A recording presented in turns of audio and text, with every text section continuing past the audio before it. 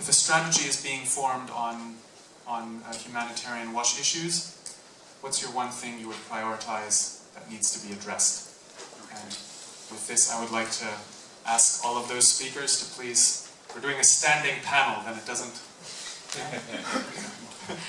So please all come to the front. And then we'll just sort of begin at one end and pass the microphone through. Who's got something on their mind? I don't want to put someone on the spot. Peter, please. Yeah, first of all, I would thank the organizers. This is a very attractive kind of very short time workshop, I could say. Very meaningful. It gives us the insight of some of the pressure issues. What I wanted to say as a message is that whoever is doing emergency work, put in your mind that the emergencies will never be forever, and they will never be not there forever. They will be there every now and then. So what you want to do is that put an element of the transition in terms of sustaining the emergency, that it will have to have a transition to the development in whatever you are planning. That is the message I want to give. Yeah, thank you very much. I want to give the opposite message. For those of you who are involved in development, take into account that one day there might become a disaster. So develop and design your thing in such a way that you can withstand the disaster. Thank you. Okay, I would just say vice versa. No, I mean, so I stick to my favorite sentence, say start to think early. And start to think early comes from, when you're a development actor, start to think early, what am I going to do if there's an emergency?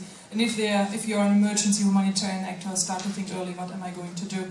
And how do I prepare myself to transition into development? And it is about actors, strategies, and capacities. And I'm actually a bit surprised about how less is known in the development world about humanitarian response, and I think that's really a call. Yeah, and if you want to write something in the strategy, and if Germany wants to spend money, maybe that's a good way to spend the money. And if you want a good introduction to it, it's that publication on your desk. So I think I can't help but repeat that it's extremely important to respect humanitarian principles in a world where we have more and more conflicts. This year we have more conflicts than we have had since many years, and it's so important to strictly respect the humanitarian principle and the neutrality, because you can abate poverty, but not at the cost of not saving lives of people. One point I would take home, and that's already in our strategy, but still needs to be developed further, is how to strengthen local capacity and capacity for coordination. And there clearly it's something for the humanitarians, but it also needs to be tackled from the development side. Yeah, for me it was very interesting, and I admired that it was a forum here to discuss from different angles the same subject, and clarifying that everybody has a different perspective of the issue and has maybe other solutions, but we have to talk about it and bring it together on the table to find a common way to it. In such a way, I think all the presentations were very well suited and were complementing each other, highlighting that everybody needs to define what is my role, where is my place in this, and then come up with the right answer. If we leave out somebody who should play here, then we are risking that we will fail with our common target anyway, whether we have a good strategy or not. So that's my message. Thank you. Since Peter started off with a thank you for organising this session, I'd just like to reiterate that I think it's absolutely great to bring the development and the emergency actors together in one room in this forum. I think it's a really good way of continuing the dialogue that needs to happen. Look, if I were talking to my colleagues in the humanitarian sector, this probably would already have been mentioned. But I know that both in the development and emergency context, this is equally important. But just to emphasize it once again, is our accountability to the affected populations. So in terms of the work that we do, in terms of the strategies that we've got, in terms of the frameworks that we've got, that's all fine, that's great. But in all of that, don't forget our responsibilities towards the affected population, and that we're accountable to them. Thank you very much for those statements, and on behalf of sort of the German NGOs in the WASH network and the other co-conveners, I'd really like to thank you for that. I'd like to hand over maybe for the sort of final words to Björn from the German Foreign Office as the other main convener to say some words. Yeah, thank you very much. Thank you, Thilo. It's much easier without a tie and without a written speech, so I hope I can just be a bit more flexible. I don't want to attempt to sum it up, because then you would get a 100-page document at the end of the day, which is our strategy, which we may ask you to comment on. So just a few takeaway points maybe that I have kind of that stick in my head, and which I will take back to Berlin and include in discussions then with the WASH network and the GTO. One thing I take away is that the development of the strategy definitely needs to include trends, challenges, including urban challenges and climate challenges, and also linking this to innovation. We should not forget all of those. It needs to include, the strategy needs to include a needs-based, principled humanitarian action approach, while also thinking about the long term. And I think also, as colleague has pointed out, the need for having the humanitarian principles in there, but also do think about the long term. What else needs to be included? We need to include local actors and the active involvement of local actors and the active involvement of affected people.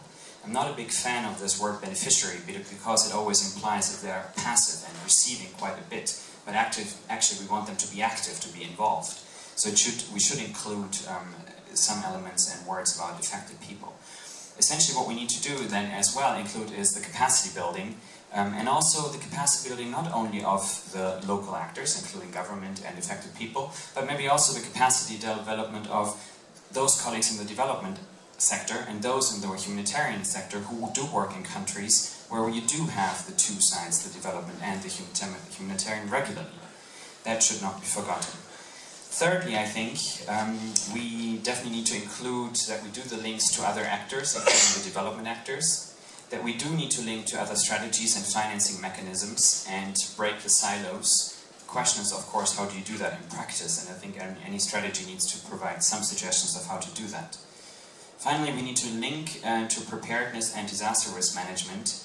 And I do also like the sentence that we need to start thinking earlier. So I think these three elements are just some spontaneous takeaways that should be included in our strategy and hopefully will without making it a 100-page document. What I also take away from today is that there is a big group of active, very engaged individuals here today in this group, and I'm sure there are many more outside of this room who either couldn't come to Stockholm or are working with affected people right now. And we all seem to be asking the similar questions, and we all do care about the people in need, because ultimately, like somebody said, it's about them, and any strategy needs to facilitate that kind of work we do. So with that, I would like to thank the different people. I would like to thank the participants on behalf of the co-conveners and the German Foreign Ministry, that you all did make your way to Stockholm, that you spent the morning and the whole morning with us discussing. I would like to thank all the 8 speakers who have provided really valuable input and food for thought that we will definitely take with us. I would like to thank the other co-conveners who made this event possible. And I would like to thank the German WASH network and finally the GTO. I think, the German Toilet Organization. I think Johannes, Thilo and Rob, you've all done a tremendous job in organizing and facilitating this morning's session. I think you probably, we owe you a round of applause for what you've done this morning.